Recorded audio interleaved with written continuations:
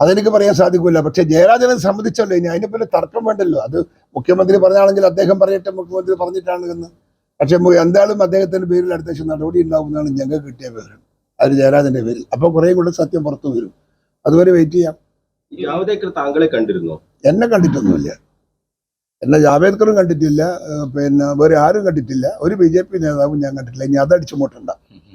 അല്ല, ജാവദേക്കർ തന്നെ പറയുന്നുണ്ട് കേരളത്തിലെ എംപിമാരെയും കോൺഗ്രസ് നേതാക്കളെയും. അത് എംപിമാരെന്ന് പറയാൻ എംപിമാർക്ക് പേരില്ലേ? എംപിമാർ എന്ന് പറഞ്ഞാൽ പേരില്ലേ? എന്താ എല്ലാ എംപിമാരൊന്നും കണ്ടിട്ടില്ല. ഞാനയാൾ ജീവിതത്തിൽ കണ്ടിട്ടില്ല. അയാൾ കറുത്തിട്ടോ വെളുത്തിട്ടോ എനിക്കറിയില്ല. ഇല്ലില്ല, BJP നേതാക്കളുമായിട്ടൊക്കെ സംസാരിക്കാറുണ്ട്. ഞാൻ ജാവേദ്കറുമായിട്ട് ഇതുവരെ സംസാരിച്ചിട്ടില്ല. BJP നേതാക്കൾ CKP-യിലൊക്കെ കണ്ടാൽ നമ്മൾ സംസാരിക്കാറുണ്ട്. സ്വാഭാവികം, പഴയ കാലത്തുള്ള ബന്ധം. എനിക്കതറിയില്ല, ഞാനും അന്വേഷിച്ചുകൊണ്ടിരിക്കുകയാണ്. ഇതെങ്ങനെയാണ് വെളിയിലേക്ക് പോയത് എന്നതിനെ കുറിച്ച് ഞങ്ങൾ പാർട്ടിക്കകത്തൊരു അന്വേഷണം നടക്കുന്നുണ്ട്. അതിന്റെ റിപ്പോർട്ട് കിട്ടും. അല്ല, ആയിക്കോട്ടെ, അങ്ങനെ അതാണെങ്കിൽ നമുക്ക് മനസ്സിലാക്കാൻ സാധിക്കും. നമ്മൾ പരിശോധിക്കുന്നുണ്ട്. അദ്ദേഹമാണ് അത് അദ്ദേഹമാണ് എങ്കിൽ അത് പാർട്ടി തലത്തിൽ നമ്മൾ ചർച്ച ചെയ്യും. ഈ പോളിംഗ് ശതമാനത്തിൽ 6% കുറവുണ്ട്. അത് ഏതെങ്കിലും തരത്തിൽ ബാധിക്കാൻ സാധ്യതയുണ്ടോ? 6% ഒന്നും ഒരു റിസൾട്ടിനെ ബാധിക്കാൻ സാധ്യത കുറവാണ്. ഉണ്ടാവാം, പക്ഷെ എന്നാലും അപൂർവമാണ്.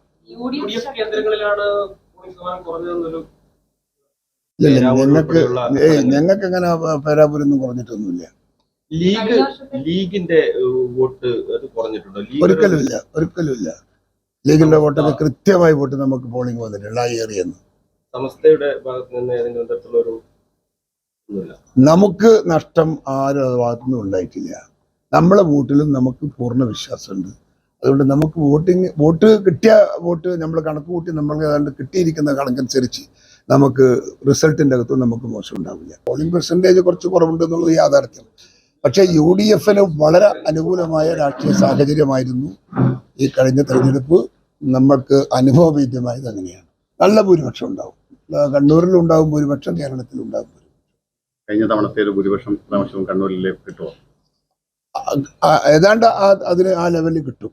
കഴിഞ്ഞ പ്രാവശ്യം കിട്ടിയ അതേ ലെവലിൽ തന്നെ നമുക്ക് ഇത്തവണ ഭൂരിപക്ഷം ഉണ്ടാവും എന്നാണ് പ്രതീക്ഷ. കാരണം വെച്ചാൽ വൈകുന്നേരത്തെയൊക്കെ ഈ ജനങ്ങളുടെ തിരക്ക് നിങ്ങൾ കണ്ടില്ലേ? പുറത്തുള്ള കംപ്ലീറ്റ് മുസ്ലിം സഹോദരിമാരൊക്കെ പാതിര വരെ ഒത്തിരിക്കുകയല്ലേ ഇവിടെ. ഇത്രയേറെ ഇങ്ങനെയൊരു വോട്ട് ചെയ്തത് ഞാൻ ആദ്യമായിട്ടാണ് കണ്ടത്.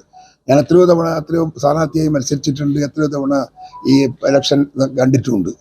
പക്ഷെ ഇത്ര താല്പര്യമെടുത്ത് വന്ന വനിതകൾ, ഇത്രയേറെ താല്പര്യമെടുത്ത് വനിതകൾ വന്ന ഒരു തെരഞ്ഞെടുപ്പ് അപൂർവമാണ് എന്നാണ് എൻ്റെ ഒരു കാഴ്ചപ്പാട്. എന്തായാലും ഈ പ്രകാശ് ജാവദേക്കറിന്റെ വിഷയത്തില് ഇപ്പോ മുഖ്യമന്ത്രി പൂർണ്ണമായും EP ജയരാജനെ തള്ളി പറഞ്ഞിരിക്കുകയാണ്.